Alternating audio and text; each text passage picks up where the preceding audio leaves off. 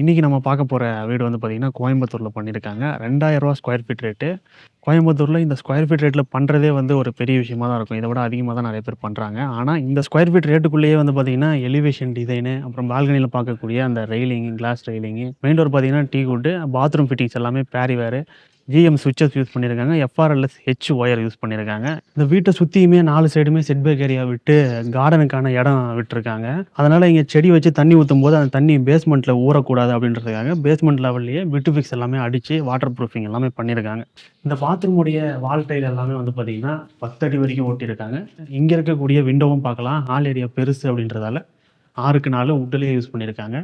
இந்த வீட்டுடைய case line வந்து பார்த்தீங்கன்னா, அவுட்டர்லயே குடுத்துருக்காங்க. வீட்டுக்குள்ள வந்து பார்த்தீங்கன்னா, அந்த பைப் லைன் கனெக்ஷனும் இழுத்து குடுத்துருக்காங்க. இது எல்லாமே ஸ்கொயர் ஃபீட் ரேட்டுக்குள்ளயே.